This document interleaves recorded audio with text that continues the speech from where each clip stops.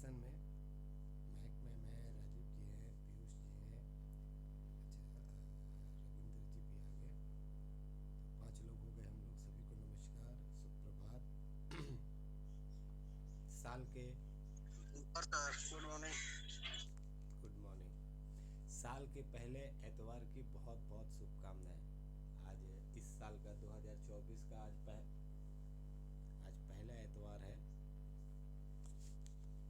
तो आज कुछ चर्चा करेंगे हटके कुछ खास चीज़ों के विषय में। बाकी अभी पहले तो क्वेरी के विषय में बात करेंगे। तो जैसे अभी राजीव जी का और पीयूष जी का क्वेरी से रिलेटेड कुछ बातें हैं, तो इन पे भी चर्चा करेंगे। लेकिन आज का सेशन स्टार्ट करने से पहले कुछ एक बहुत ही छोटी सी बात है जो हमारे लिए आम है, हर साल होती है। वैसे एक छोटी सी चीज़ पे डिस्कस शुरू करेंगे। ध्यान पे रखिए, पूरे साल में 3 महीने, दिसंबर, जनवरी और फरवरी, ये 3 महीने ऐसे होते हैं जब हर 15 दिन पे मौसम में परिवर्तन आता है। और उस समय हमारा शरीर अपने आप को एक मौसम से दूसरे मौसम में ढालने का प्रयास कर रहा होता है। तो उस समय हमारी बॉडी का मैक्सिमम एनर्जी जो है वो एडेप्टेशन में, मतलब नई चीज़ों को अपनाने में लग जाता है। बाकी चीज़ों पे ध्यान कम हो जाता है। और इस कारण से इस मौसम में हमें इन्फेक्शन बहुत जल्दी हो जाता है। जैसे कि फीवर हो जाना, कॉफ एंड कोल्ड हो जाना, ये अक्सर इन 3 महीनों में हो जाता है। क्योंकि उस समय हमारी थोड़ी सी इम्यूनिटी जो है वो डाउन रहती है। और आप देखोगे, मेरे को लगता है लगभग पिछले 100 सालों का इतिहास उठा के 1920 से लेकर के 2020 तक, तो हर 4 साल के बाद कोई ना कोई एक नया बीमारी आता है। कभी मलेरिया, कभी फाइलिया, कभी टाइफॉइड।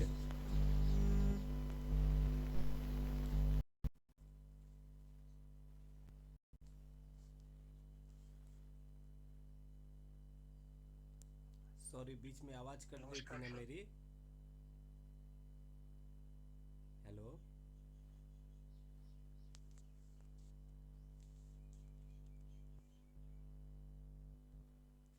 हेलो, आवाज़ आ रही है मेरी? हेलो। हाँ सर, हाँ। वो बीच में एक कॉल आ गया था। अभी क्या है कि जो अपना आरपीएल का प्रोग्राम है ना, 20, 21, 22 तारीख को, और उसके बाद फिर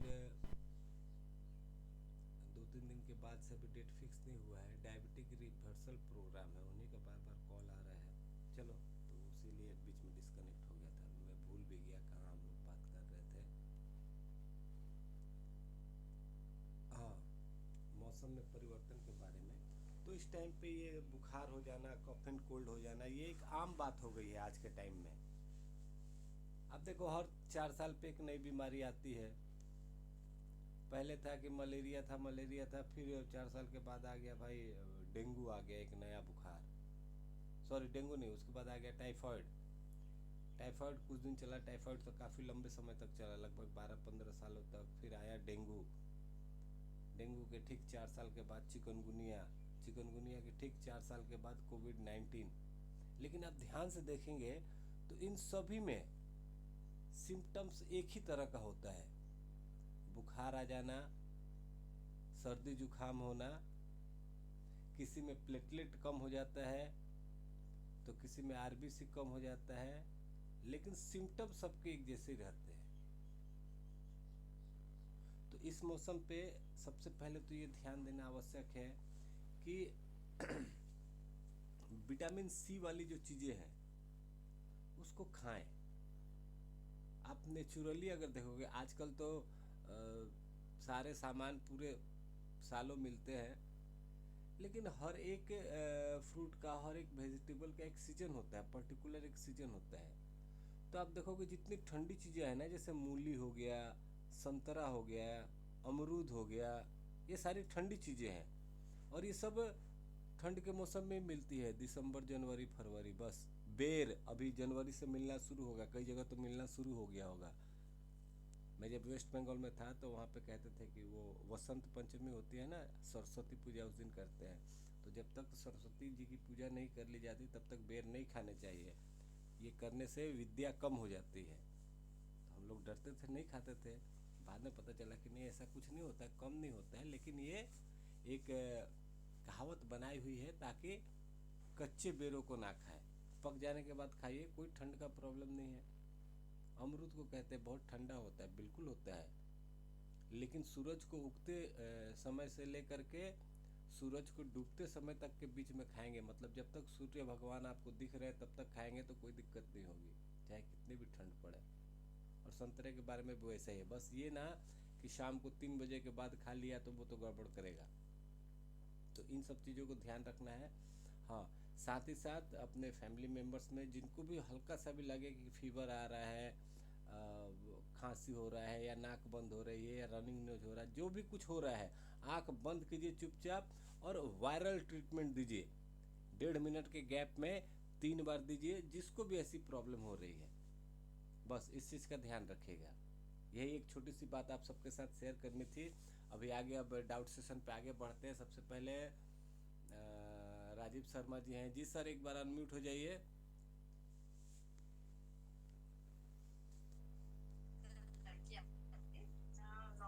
नमस्कार सर।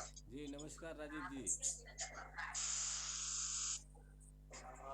सर वो आपका व्हाट्सअप किया था तो आप देखे थे शायद, उसके बारे में पूछना था सर। कब किए थे व्हाट्सएप? एक्चुअली व्हाट्सएप मेरा बहुत लगभग 1 डेढ़ महीने से मेरा व्हाट्सएप बंद था, कल ही स्टार्ट हुआ है। तो अब कोई ऐसा क्वेरी है तो एक बार फिर से मेरे को भेज दीजिए व्हाट्सएप पे। नहीं नहीं, वो बता रहा हूँ सर, वो जो यूडीएफ वाला था ना सर, उसका यूडीएफ वाला और उसका जो गार्ड था उसका पैर में वो एक जिमा जैसा था, तो उसमें मैं अच्छा मेटल अच्छा, नहीं हाँ, वो वो फोटो और भेजा था आपने। हाँ हाँ हाँ, हाँ हाँ। तो सब दे के लास्ट में किडनी क्लियर दे रहा हूँ, तो वो ठीक दे रहा हूँ कि मतलब और कुछ जोड़ना उसमें? अच्छा अच्छा, हाँ वो एकदम सही दे रहे हैं आप, लेकिन उसमें जोड़ना है। क्या जोड़ूं सर? या तो ट्रीटमेंट के सबसे पहले ही, या तो सारा ट्रीटमेंट देने के बाद 2 पॉइंट ऐड कीजिए। सबसे पहले आपको देना है 22 फिंगर 6 NNS। अच्छा, पहला ये देना है ये 22 फिंगर तो 6 NNS। 12 देने के बाद सर? क्या चीज? हेलो। हेलो। हाँ जी बोलिए। हेलो। चला गया। हेलो सर, आपकी आवाज नहीं आ आवाज रही। नहीं आ रही है क्या मेरी?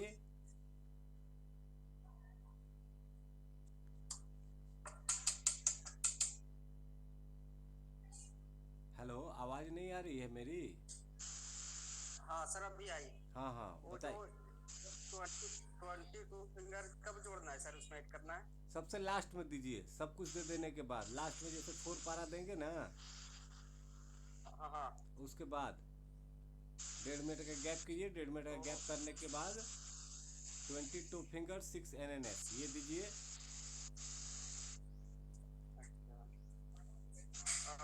तो सर एक चीज पूछ रहा हूँ, पहला दे रहा हूँ इसका इनको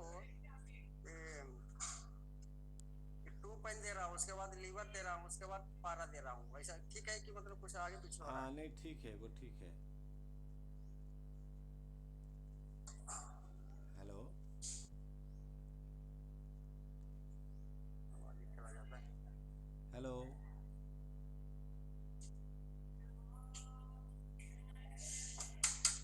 हेलो, आवाज आ रही है मेरी?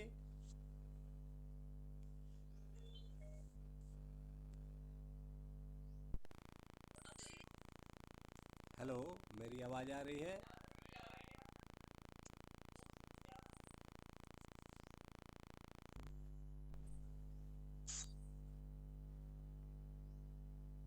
सर आपकी आवाज नहीं आ रही है।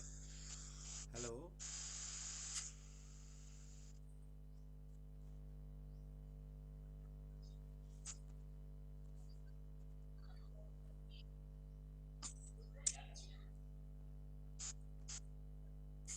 अभी आवाज आ रही है मेरी?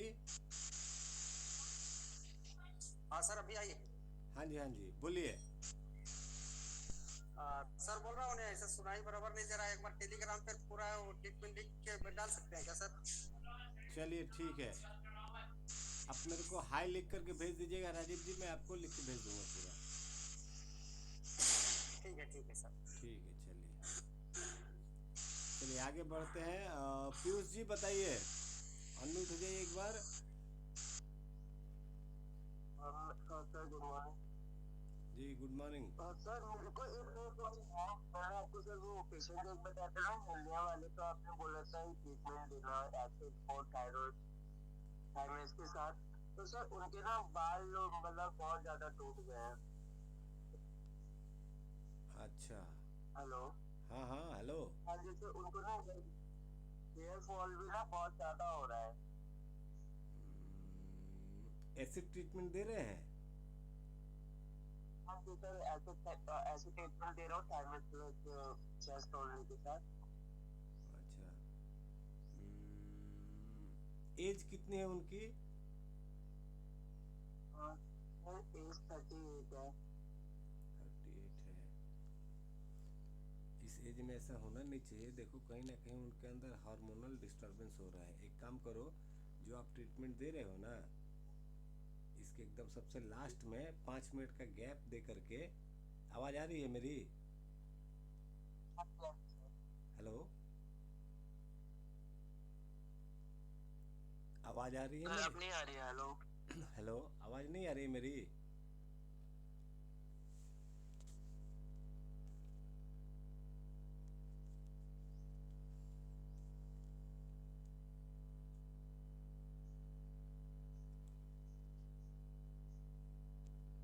हेलो, आवाज़ आ रही है मेरी? हेलो, सर आपकी आवाज नहीं आ रही है। अभी आ रही है आवाज़?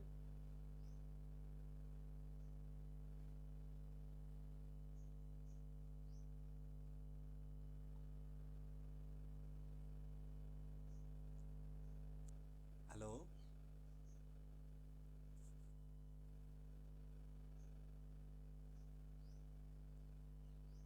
हेलो, आवाज़ आ रही है? हाँ जी सर, अब आ रही है। हाँ हाँ। तो हेलो। अभी सर जो आवाज चली गई है तो इसमें। अभी अभी अभी जो आप ट्रीटमेंट दे रहे हैं। हेलो,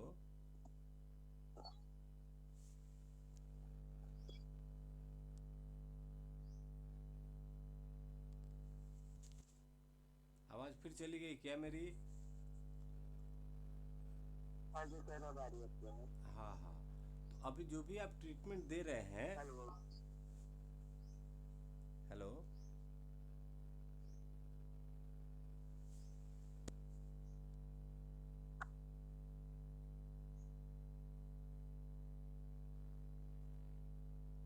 हेलो, ये आवाज़ की बहुत प्रॉब्लम हो रही है, 1 मिनट।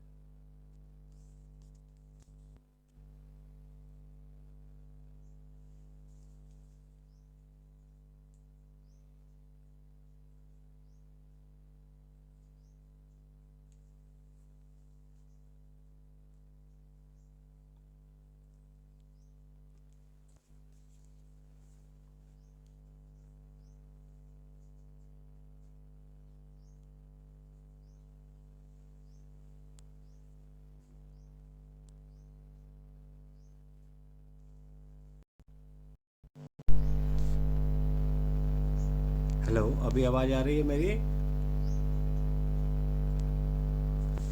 हाँ हाँ, अब दिक्कत यही होगी, रिकॉर्डिंग पे लगा रहा हूँ तो मेरे आवाज़ में डिस्टरबेंस आने लग रहे हैं। तो अभी चलो, अभी मैं जो बोल रहा हूँ ये तो रिकॉर्डिंग होगा, बाकी आप लोग जो भी क्वेश्चन पूछोगे आप लोग की आवाज़ रिकॉर्ड नहीं होगी। चलो कोई नहीं, चलो पढ़ते हैं। हाँ, तो पीयूष जी कहाँ गए? हाँ, तो अभी मैं बता रहा था कि जो आप ट्रीटमेंट दे रहे हैं ना, उसको कंटिन्यू रखिए। उसके लास्ट में, हेलो, हाँ, लास्ट में कोल्ड ट्रीटमेंट यूज कर दीजिए, CHOLE, कोल्ड ट्रीटमेंट। इसमें क्या है, हेलो, अभी भी आवाज में गड़बड़ आ रही है क्या मेरी?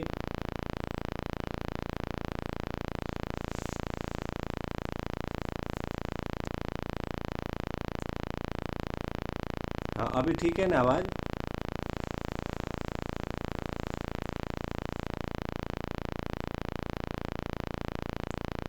तो खैर, जो अभी आप ट्रीटमेंट दे रहे हैं, अगर आपके पास आवाज़ नहीं आ रही तो कोई बात नहीं, 1 घंटे के बाद ये रिकॉर्डिंग मैं यूट्यूब पे अपलोड करके लिंक शेयर कर दूंगा, उसमें सुन लीजिएगा। आपको लास्ट में कोल्ड ट्रीटमेंट यूज़ करना है, CHOLE, कोल्ड ट्रीटमेंट। इसमें क्या आता है, 10 मेडुला,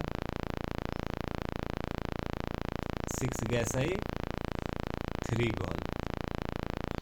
हाँ, इसको लास्ट में ऐड करना है। ठीक है, ये करके आप उनको 5-7 दिन ट्रीटमेंट दीजिए। फिर अगले संडे जब हम लोग बैठेंगे ना सेशन के लिए, तो उस समय बताइएगा कि क्या चेंजेस रहा। देखो, चेंजेस 3 ही तरह का होता है, या तो नो चेंजेस, या तो गुड चेंजेस, या तो बैड चेंजेस। देखो, अगर गुड चेंजेस होता है तो भी अच्छा है, बैड चेंजेस होता है तो भी अच्छा है। अगर नो चेंजेस हो तो ये खतरनाक बात है। तो 1 हफ्ते में जो भी होगा ये चीज़ मेरे को बताना है आप, ठीक है? चलिए, मलिक साहब एक बार अनम्यूट हो जाइए।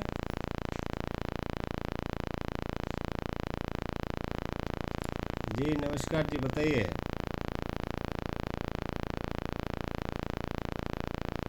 हाँ हाँ,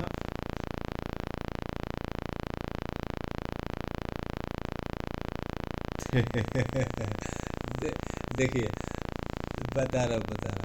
ये पानी अब सोच रहे थे, ये पानी डिपॉजिट वहाँ पे घुटने में हुआ कैसे? हम पानी पीते हैं तो वो घुटने में थोड़ी जाता है, वो तो पेट में जाता है, वहाँ से खून में जाता है, उसके बाद घुटने में जाएगा। तो वहाँ पे पानी कैसे डिपॉजिट हो जाता है? अब ये सोचने वाली बात है ना, जहाँ पे पानी जाता ही नहीं है वहाँ पे पानी डिपॉजिट कैसे हो जाता है? तो ये एक्चुअली 2-3 चीज़ें होती है। सबसे पहले कि वहाँ का जो लिक्विड होता है ना, जिसको ग्रीस कहते हैं, कभी कभी डॉक्टर कहते हैं ग्रीस सूख गया है, तो वो जो फ्लूइड है उसमें इन्फ्लामेशन आ जाती है, सूजन आ जाती है, वो फैल जाता है। तो लगता है कि हाँ, वहाँ पे पानी पहले इतना था, इतना ml था, अभी इतना ml हो गया। अच्छा, दूसरा चीज़ ये होता है कि वो इन्फ्लामेशन होने के कारण अब इनकमिंग ब्लड जो वहाँ पे आ रहा है, अपने न्यूट्रिएंट्स, ऑक्सीजन, ग्लूकोज सब कुछ दे रहा है, घुटने में काम हो रहा है। लेकिन अब जैसे ऑक्सीजन दे रहा है तो ऑक्सीजन जलने के बाद कार्बन डाइऑक्साइड बनेगा, तो वो कार्बन डाइऑक्साइड तो वहाँ से बाहर निकलना चाहिए ना। तो वो इन्फ्लामेशन के कारण वो टॉक्सिन्स जो होते हैं वो बाहर नहीं निकल पाते हैं, फिर वहाँ जमना शुरू होंगे। वो धीरे धीरे सख्त होके, हो सकता है यूरिक एसिड का रूप ले लें। दर्द और सूजन तो शुरू हो ही जाएगा। अगर उसको एक्सरे कराएंगे तो वो इन्फ्लामेशन के कारण दिखेगा, उसमें डॉक्टर कहते हैं कि गैप बढ़ गया है। जाहिर बात है, गैप इसलिए बढ़ गया है कि बीच का जो लिक्विड है ना, उसमें सूजन आ गया, वो इन्फ्लामेशन हो गया। तो जब वो जगह इन्फ्लामेशन हुआ, सूज गया, तो उसका वो जगह तो फैलेगा। जब फैलेगा तो नीचे वाली हड्डी को नीचे की तरफ, ऊपर वाली हड्डी को ऊपर की तरफ दबाएगा, नो डाउट गैप तो बढ़ेगा ही बढ़ेगा। तो वैसे कंडीशन में ही कहते हैं कि गैप बढ़ गया है। ये बाकी लोगों के लिए भी बता दे रहा हूँ, जब एक्सरे देखेंगे तो बताते हैं पेशेंट कि गैप कम हो गया है या गैप बढ़ गया है। तो ये गैप कम होने का मतलब तो समझ में आता है कि ग्रीस सूख गया है, हड्डियाँ पास आ गई। लेकिन ये गैप बढ़ने का मतलब यही होता है, इसको साइनोवाइटिस कहते हैं। साइनोवियल फ्लूइड के अंदर इन्फ्लामेशन आ जाना, इसी को साइनोवाइटिस कहते हैं। ये गुरुजी के वेद नंबर 4 में है। ठीक है, तो इसके लिए ट्रीटमेंट सबसे पहले देना है 30 मेडुला। 30 मेडुला देने के बाद 6 एडीआर देना है 3 बार, और उसके बाद देना है अनिल शर्मा ट्रीटमेंट। घुटने में कोई फिजिकल पॉइंट नहीं देना है। हाँ, बैक ऑफ नी घिसाई, घुटने के पीछे का जो घिसाई करते हैं ना, 20 बैक ऑफ नी घिसाई, वो दे सकते हैं। बाकी और कुछ करने की जरूरत नहीं, कोई क्लॉकवाइज घिसाई घुसाई कुछ नहीं कीजिएगा। चलिए,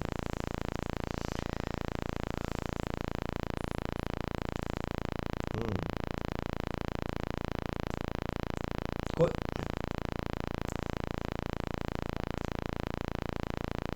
अच्छा।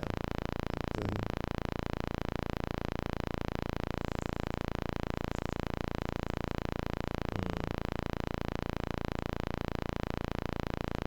चलिए। ठीक है, आप ट्रीटमेंट दीजिए, 2-3 दिन दीजिए, ठीक है। वो जो जलन की बात बता रहे हैं ना, हाँ वो है कि वहाँ पे जहाँ पे देखो, जहाँ पे भी इन्फ्लामेशन हो जाएगा ना, कहते हैं ना कि वो जगह गर्म हो जाता है। गर्म क्यों हो जाता है? क्योंकि वो एसिडिक हो जाता है। एसिड का स्वभाव है गर्म, अल्कलाइन का स्वभाव है ठंडा। तो जहाँ कहीं भी गर्म होता है तो वहाँ पे इसका मतलब है कि अल्कलाइन सॉरी एसिड वहाँ पे बढ़ रहा है, तो बर्निंग सेंसेशन होगा। तो अनिल शर्मा जो आप ट्रीटमेंट देंगे उसमें एसिड पॉइंट भी आता है ना, म्यूकोस जीरो और एसिड, मतलब किडनी के दोनों पॉइंट आते हैं लेफ्ट किडनी वाले, तो उससे एसिड का लेवल भी कम होगा, ये बर्निंग सेंसेशन भी कम हो जाएगी। ठीक है। हम्म,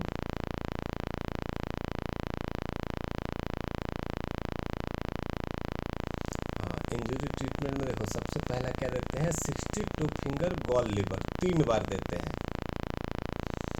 उसके बाद सेकंड में देते हैं 1 गॉल 4 लीवर 4 चेस्ट ओनली। फिर उसके बाद देते हैं 1 gall 4 liver 4 thymus plus chest. और सबसे लास्ट में देते हैं 1 gall 4 liver 8 thymus plus chest. तो ये जो लास्ट में हमने 8 थाइमस प्लस चेस्ट दिया, जोड़ने वाला काम इसके बाद ही करना है, या तो 4 थायराइड जोड़ना है तो इसके बाद जोड़ देना है 8 थाइमस चेस्ट 4 थायराइड, या 1 पैरा मल्टीप्लाइड 4 जोड़ना है तो 8 thymus plus chest plus 1 para multiplied 4। तो एक पैरा तो 8 थाइमस चेस्ट खत्म होने के बाद ही दे देंगे एक बार पैरा। अब बच गया 3, तो वो 1.5 मिनट के गैप में 3 बार दे देंगे।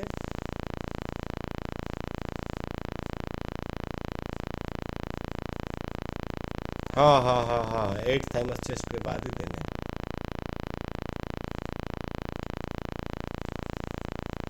बाद ही जोड़ेंगे, यस। चलिए ठीक है जी। तपन बाबू आप एक बार अनम्यूट हो जाइए। और एक चीज़ है आप सभी के साथ मैं शेयर करना चाहूँगा, जैसे पिछले 1-2 मीटिंग में मीटिंग के अंदर भी या बाद में भी मेरे को जैसे झूमूर में वगैरह और कई 2-3 लोगों ने मैसेज किया था कि सर एक्चुअली 9:30 बजे से 10:10 का टाइमिंग होता है, इसमें कई बार कुछ क्वेरीज अधूरी रह जाती है। तो अब चूँकि ये जो लिंक है ये महक मैम का है, तो रीस्टार्ट उनको ही करना पड़ता है। तो मैंने बोला भी था कि ठीक है, नए साल से हम लोग नए लिंक पे काम करेंगे, लेकिन आज नहीं हो पाया। लेकिन आज ही मैं बात करके नेक्स्ट मीटिंग के लिए मैं अपना लिंक क्रिएट कर देता हूँ, ताकि उसमें क्या होगा कि 10:10 के बाद भी अगर लगता है कि ज्वाइन करना है तो हम लोग फिर से उस लिंक को अगर मैं स्टार्ट कर दूंगा तो हो जाएगा, सभी लोग ज्वाइन कर सकते हैं। तो इसके लिए मैं मेरे को सही में दिमाग से निकल गया था, भूल गया था, अभी मेरे को याद आया। तो चलिए इसके ऊपर मैं आज करता हूँ काम। जी तपन जी बताइए। जी नमस्कार जी।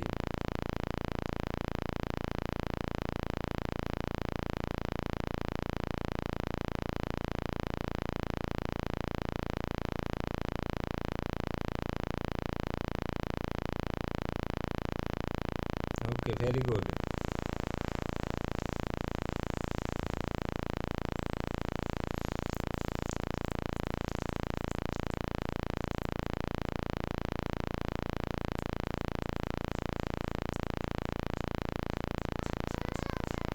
मॉडिफिकेशन इसमें करने की कुछ ज़रूरत नहीं है। जो अभी आप ट्रीटमेंट दे रहे हैं ना वो देते ही रहिए, ठीक है। जो अभी आप दे रहे हैं देते रहिए। ये जो आपका ट्रीटमेंट देना है थोड़ा सा आपको टाइम बढ़ाना पड़ेगा उसके पास। मतलब जैसे अभी जो आप ट्रीटमेंट दे रहे हैं वो दीजिए, देने के बाद 15 से 20 मिनट का गैप कीजिए। 15 से 20 मिनट का गैप करके वहाँ पे फिर वेटर प्लस न्यूबॉल दीजिए। 15 मिनट का गैप कीजिए, या फिर एक बार सुबह दे दीजिए, एक बार शाम को दे दीजिए, जैसे भी कर सकते हैं। या फिर अगर बिल्कुल ही भी पॉसिबल नहीं है तो अल्टरनेट कर दीजिए। अभी जो ट्रीटमेंट दे रहे हैं वो एक दिन दीजिए, नेक्स्ट डे वेटर प्लस न्यूबॉल दीजिए, फिर थर्ड डे ये वाला दीजिए जो आप दे रहे हैं, अल्टरनेट करके भी दे सकते हैं। नो डाउट हाँ, उसमें थोड़ा सा समय लगेगा इम्प्रूवमेंट दिखने में, लेकिन अब बेटर प्लस न्यूगॉल को ऐड करना है।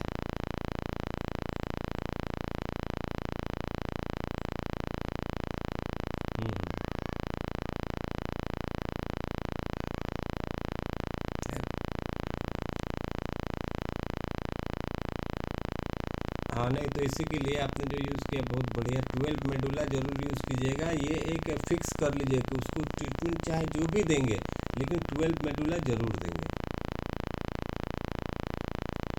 ठीक है।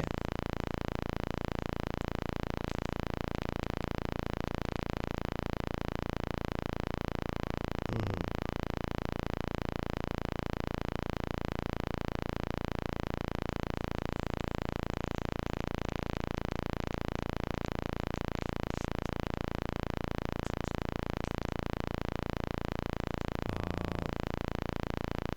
देखो, स्पीच के लिए एज ए न्यूरोथेरेपिस्ट मैं कहूँ तो हम लोग बहुत ज़्यादा कुछ नहीं कर सकते। सिर्फ हमें राइट साइड ट्रीटमेंट देना है, 4 gall, 4 liver, 4 right ovary, 4 liver 0, 4 chest only, ये राइट साइड ट्रीटमेंट दे सकते हैं। उसके अलावा जो स्पीच पॉइंट है, जो लेफ्ट साइड टेम्पोरल बोन के ऊपर हैमरिंग करते हैं, रबिंग करते हैं, वो दे सकते हैं। नेकलेस पॉइंट दे सकते हैं। ये सक्सेसफुल तो है, इससे फ़ायदा तो होता है, लेकिन वो फ़ायदा बहुत स्लो कहते हैं ना कि वो मतलब दिखेगा नहीं वो फ़ायदा। तो एक चीज़ मैं जब वहाँ फरीदकोट था, बाबा फरीद सेंटर पे प्रितपाल जी के साथ, तो वहाँ पर मैंने देखा था जो स्पीच थेरेपी का जो क्लास था, कभी कभी मैं उसमें बैठता था, तो वहाँ पर मैंने देखा वो लोग एक वाइब्रेटर ब्रश रखते थे। वो टूथब्रश जो होता है ना मुँह धोने वाला, तो वैसे ही ओरल बी का आता है, उसके अंदर सेल लगा रहता है और उसको ऑन करते हैं तो वो ब्रश तो करता ही है, वो साथ में वाइब्रेट भी करता है। तो उसको लेकर के हर बच्चे के वो टंग पे, जीभ के ऊपर उसको टच करा के वाइब्रेट करते थे जीभ के अंदर। एक्चुअली क्या होता है ना, ऐसे बच्चों में जब स्पीच की प्रॉब्लम कब आती है, देखो हमारी जीभ जो है ये हमारी बॉडी की सबसे फ्लेक्सिबल ऑर्गन है। अगर इसमें थोड़ी सी भी हार्डनेस आ जाए तो कुछ ना कुछ प्रॉब्लम जरूर क्रिएट होगा।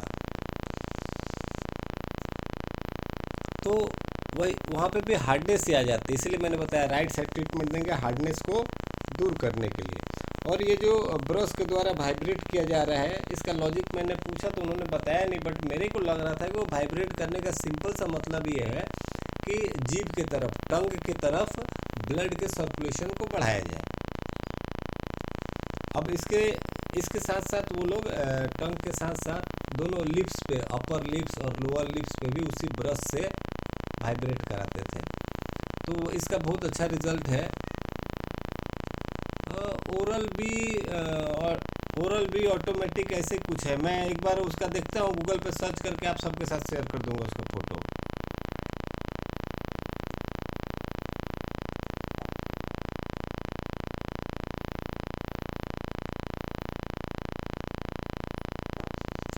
अच्छा।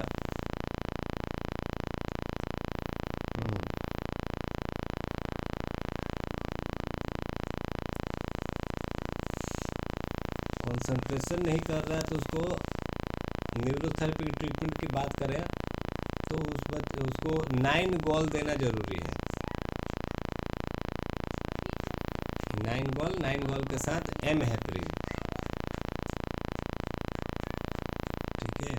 9 गॉल जो है वो जैसे कहते हैं ना हाइपर एक्टिविटी को कम करता है। हाइपर एक्टिविटी को कैसे कम करता है? वो कंसंट्रेशन को बढ़ाता है। और एमहेप्रिन जो है ये हाइपोथैलेमस की एक्टिविटी को बढ़ाएगा। यही दो चीज़ें करनी है। देखो एक चीज़ समझ लो, आप सभी के लिए बता रहा हूँ, हमारे बॉडी का ना सबसे क्रिटिकल ऑर्गन है ब्रेन। क्रिटिकल, सबसे मेजर नहीं बोल रहा, सबसे मुख्य नहीं है, लेकिन सबसे जटिल है। और वो तो गुरु जी का आशीर्वाद है कि हम लोग ब्रेन के अंदर घुस के काम कर सकते हैं। नॉर्मल दवाइयाँ तो घुस भी नहीं सकती है, बेचारे को गेट पास ही नहीं मिलता है ब्रेन के अंदर घुसने का, लेकिन हमारी न्यूरोथेरेपी ब्रेन के अंदर घुस के भी काम कर सकती है। हमारी न्यूरोथेरेपी हार्ट के अंदर घुस के भी काम कर सकती है। लेकिन एक चीज़ हमेशा ध्यान रखिएगा, कोई ऐसा विशेष जगह पे आपको घुसने का परमिशन दिया गया है तो आपके ऊपर जिम्मेदारियां बहुत हैं। इसलिए आप देखोगे हार्ट से जुड़ा हुआ या ब्रेन से जुड़ा हुआ कोई भी प्रॉब्लम हो, ट्रीटमेंट बहुत अलग तरह का एक्सपेरिमेंटल नहीं बनाएगा। हार्ट का कोई भी प्रॉब्लम है तो आपको कार्डियक ट्रीटमेंट या थेरो ट्रीटमेंट देना ही पड़ेगा, आप इससे बच नहीं सकते। दूसरा कुछ भी दिया तो प्रॉब्लम बढ़ेगा ही बढ़ेगा। वैसे ही ब्रेन से रिलेटेड चीज़ है तो आपको एमहेप्रिन देना ही पड़ेगा। बाकी आप कंडीशन के हिसाब से जो भी दो, लेकिन आपको एमहेप्रिन मतलब मेडुला आपको देना ही पड़ेगा। न्यूरोमस्कुलर डिसऑर्डर है। न्यूरोमस्कुलर डिसऑर्डर मतलब हो गया जिसमें नर्व खराब होने के कारण मसल्स खत्म हो जाते हैं, जैसे मोटर न्यूरॉन हो गया, मस्कुलर डिस्ट्रॉफी हो गया, माइस्थेनिया ग्रेविस हो गया, मल्टीपल स्क्लेरोसिस हो गया। ये सारी जो बीमारियाँ हैं न्यूरोमस्कुलर है। तो न्यूरोमस्कुलर का कोई भी बीमारी है, XYZ कुछ भी हो, अपने को पता चल गया कि न्यूरोमस्कुलर बीमारी है तो उसके लिए हमें नॉर्मल देना ही देना पड़ेगा।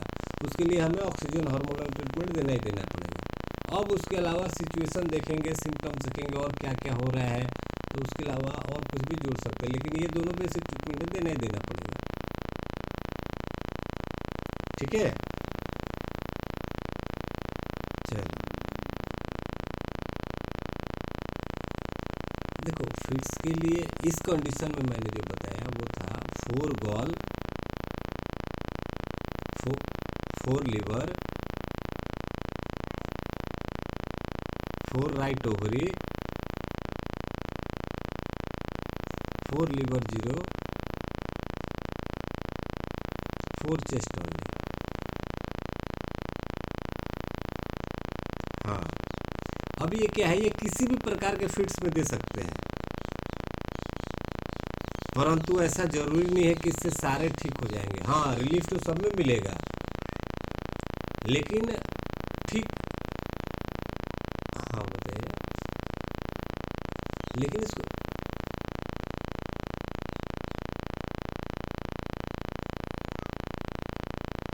इस दोनों के अलावा एमहेप्रिन दे सकते हैं। एमहेप्रिन से पहले न्यू जीन्स ट्रीटमेंट भी दे सकते हैं जी।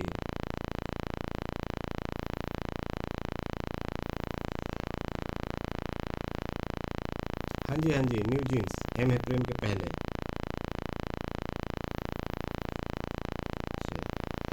ओके, चलिए आगे। जी जी बताइए।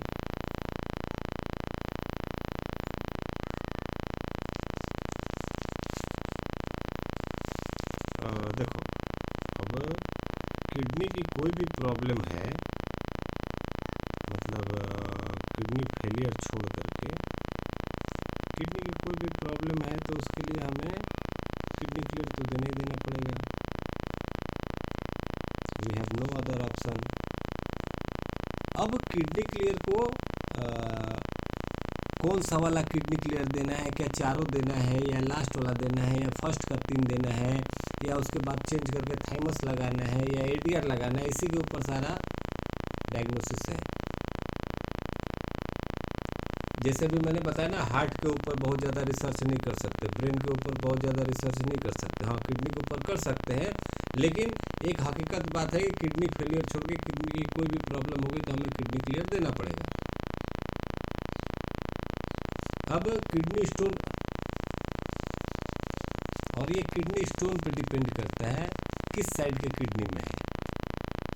अभी देखो किसी को किडनी स्टोन है और रात को अचानक से दर्द स्टार्ट हो गया और उस समय आप सोचोगे कि जाकर के किडनी क्लियर दे, तो वो बेवकूफ़ी है,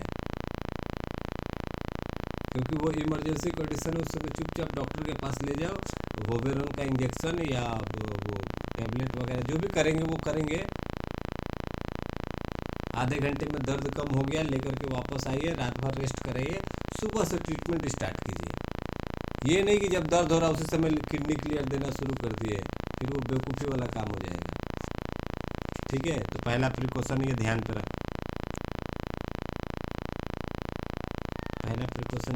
रखना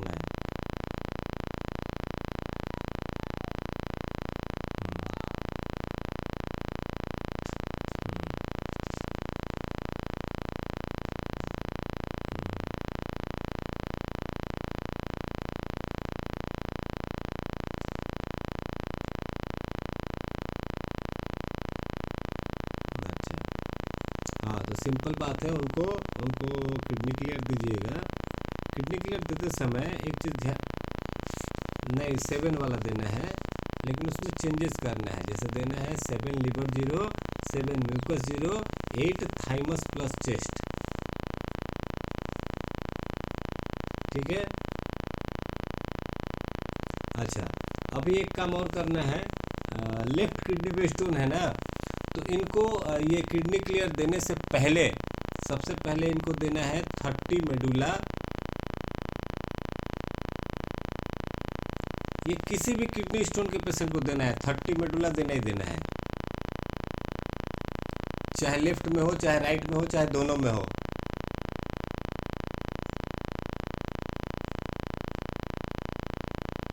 अच्छा, कोई बात नहीं, कोई बात नहीं है।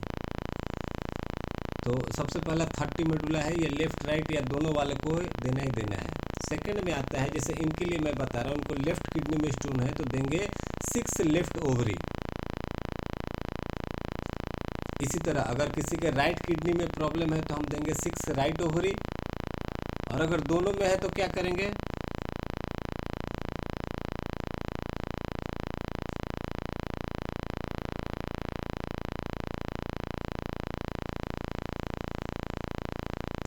अच्छा तो मतलब दोनों में है तो दोनों में है तो क्या करेंगे, लेफ्ट में है तो लेफ्ट ओवरी देंगे, राइट में है तो राइट ओवरी देंगे, दोनों में है तो क्या देंगे,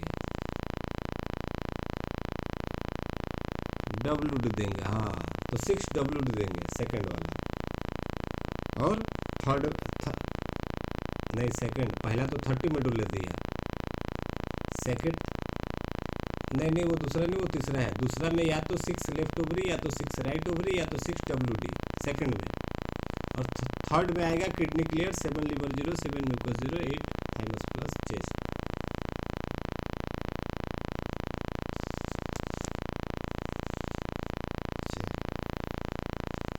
ठीक है, जी यही करना है।